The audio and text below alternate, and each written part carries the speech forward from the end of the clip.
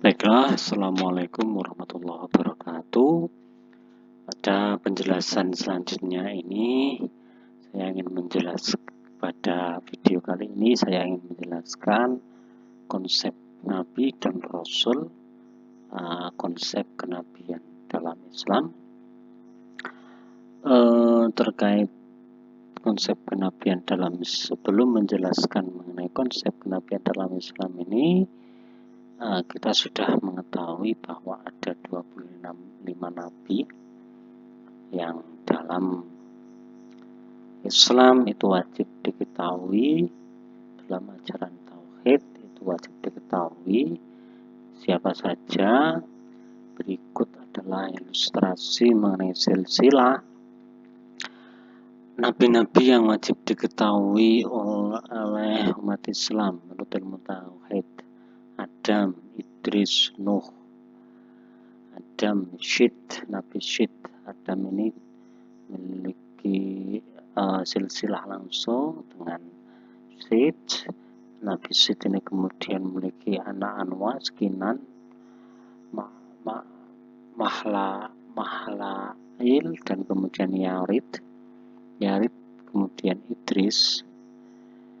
Nah, dari Idris inilah kemudian Matulasah, kemudian Lami, kemudian sampai kepada Nabi Nuh. Nabi Nuh punya anak namanya Sam dan Yafid. Sam ini punya keturunan Arfakhshad dan Iram. Arfakhshad mempunyai keturunan Soleh, Habir, Falih, Ro'u, Gesaru, Nahur, kemudian Azar. Azar ini kemudian mempunyai keturunan Nabi Ibrahim. Sedangkan Iram ini jalurnya adalah Ars, Samud, Hadir, Ubayyad, Masih, Auf, Abir, sampai Nabi Soleh. Kemudian setelah Nabi Soleh ini sudah di sini silsilahnya, hanya sampai di sini untuk jalur Arsh. Kemudian untuk jalur Aus, Ad, Khulud, Raya, Abdullah, ini ada Nabi Hud, kemudian Maran,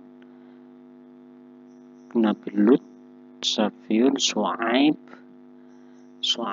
kemudian Madian ini Ishak, Ismail, Ibrahim, Ismail, Yakub, dan seterusnya. Ini kalian bisa lihat sendiri nanti, gitu ya. Selanjutnya Nabi dan Rasul. Apa sih Nabi dan Rasul? Nabi ialah seorang yang diberi wahyu oleh Allah, baik yang diperintahkan untuk menyampaikan atau tidak.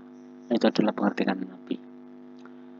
Jadi Nabi itu adalah semua orang yang diberi wahyu, semua manusia yang diberi wahyu oleh Allah, tapi baik dia itu diperintahkan untuk menyampaikan atau tidak menyampaikan. Jika ia diperintahkan untuk menyampaikan kepada yang lain, maka kemudian ia berstatus sebagai Rasul. Oleh karena itu, Rasul itu sudah pasti Nabi, sedangkan Nabi belum tentu Rasul. Rasul, perbedaan definisi antara Nabi dan Rasul adalah masalah ijtihadiyah. Gitu. Jadi ini masalah ijtihadiyah. Intinya, Nabi itu cenderung tidak membawa ajaran atau syariat baru. Nabi itu cenderung tidak punya kitab. Gitu. Mayoritas begini menurut para ulama. Sedangkan Rasul adalah cenderung mereka itu selalu membawa syariat yang baru. Taurat dan sebagainya itu kan syariat yang baru. Kemudian membawa kitab. Itu adalah ciri pokok dari Nabi dan Rasul. Jumlah dan Nabi dan Rasul itu bisa kita lihat identifikasi dari mana. Yang pertama dari salah satu ayat dalam Al-Quran surat Al-Mu'min 78, walaqad arsalna rusulan min qablika minhum man qasasna 'alaika wa minhum man lam naqsus 'alaik. dalam ayat ini dimaknai sebagai berikut, dan sesungguhnya telah kami utus beberapa orang rasul sebelum kamu. Di antara rasul-rasul itu ada yang kami ceritakan kepadamu secara jelas di Al-Quran, dan ada di antara mereka yang tidak kami ceritakan. Nah, menurut hadis Ahmad nomor 21.700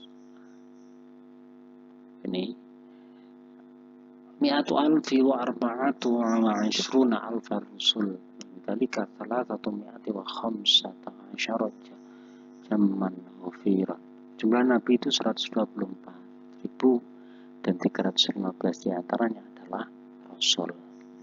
Yang wajib kita ketahui adalah 25 itu. Kenapa? Karena secara eksplisit itu qasasna diceritakan kepada kita nabi-nabi dan kisah-kisahnya itu begitu. Perbandingan nabi dan rasul. Nabi intinya begini, diberikan wahyu untuk dirinya sendiri dan tidak dikehendaki menyampaikan kepada orang lain. Jumlahnya 124.000 orang. Seorang nabi tidak semestinya rasul, tidak diturunkan kitab kepadanya, tidak diwajibkan mengetahui bilangan nabi. Diberi wahyu untuk diri sendiri dan dikehendaki menyampaikan kepada orang lain. 313 orang ada yang menyatakan begitu. Seorang rasul semestinya itu nabi, diturunkan kitab dan suhuf, wajib mengetahui bilangan dan nama 25 orang nabi dan rasul. Itu bedanya. Kemudian setiap nabi dan rasul itu memperoleh mukjizat masing-masing. Mukjizat sendiri adalah perkara luar biasa yang hanya dianugerahkan kepada nabi dan rasul. Ingat ya, hanya dianugerahkan kepada nabi dan rasul.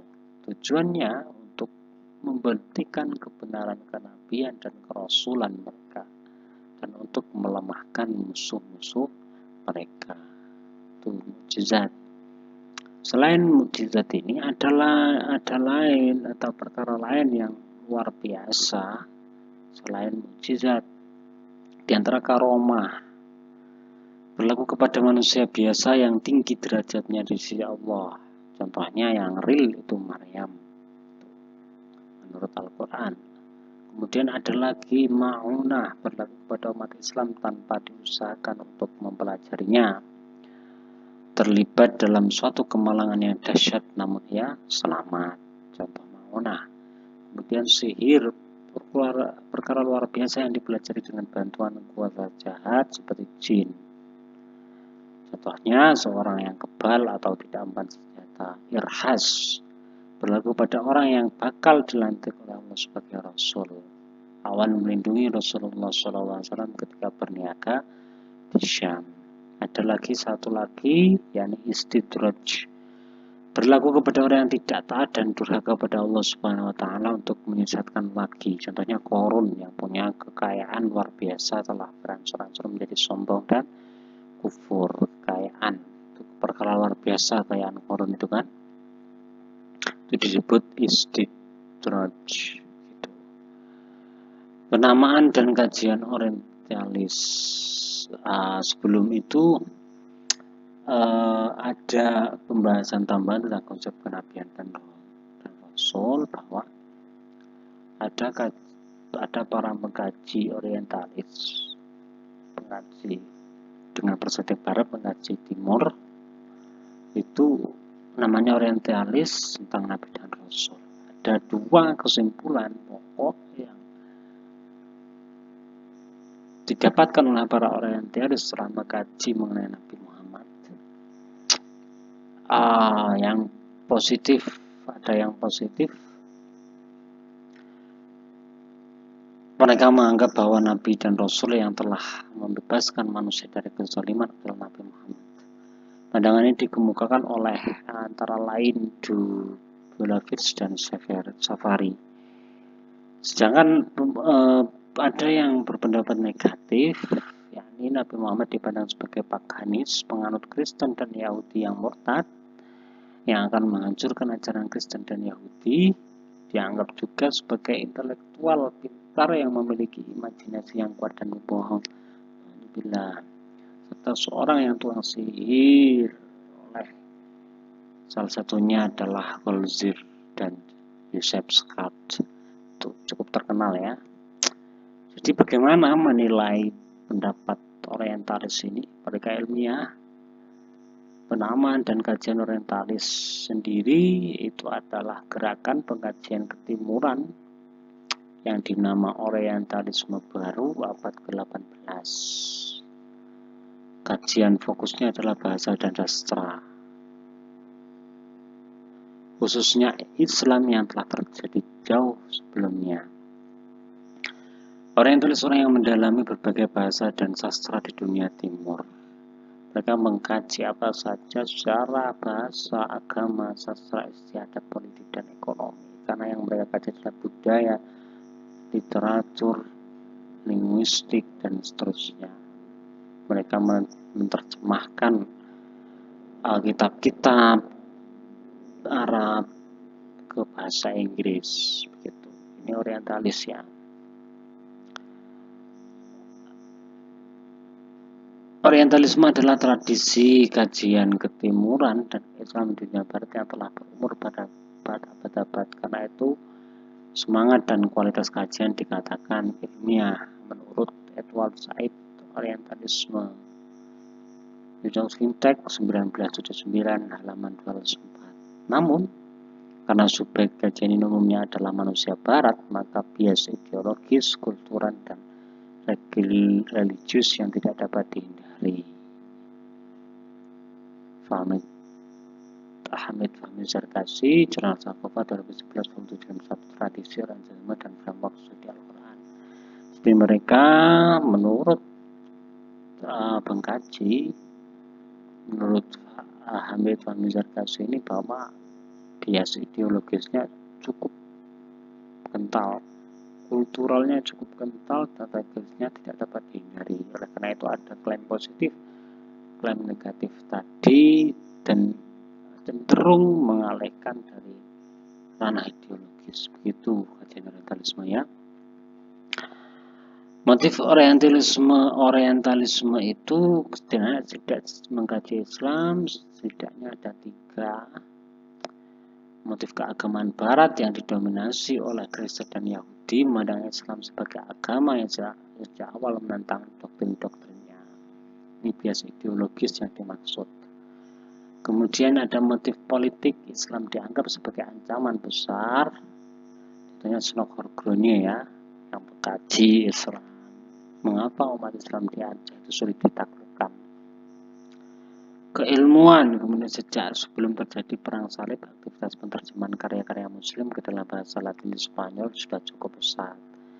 Ini motif ilmuwan ini yang cenderung lebih murni begitu daripada motif yang agama dan politik.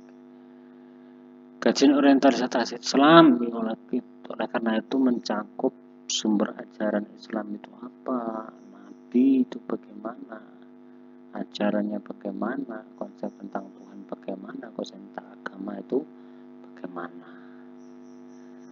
Serangan orientalis terhadap kenabian Muhammad yang paling banyak. Antikristus bahkan mengatakan bahwa hadis bukan berasal dari Nabi. Kitab hadis pertama muncul pada abad kedua Hijriah, menurutnya hadis dibuat oleh ulama. Ini menurut Joseph Scott. Nah, untuk melawan orientalisme ini ada sebuah organisasi namanya Center of Islamic and Occidental Studies. Ini ya, cukup untuk konsep kenabian ini. Kalian bisa lebih mendalaminya dengan membaca buku-buku yang telah kita tampilkan ini. Sekian dari saya. Wassalamualaikum warahmatullahi wabarakatuh.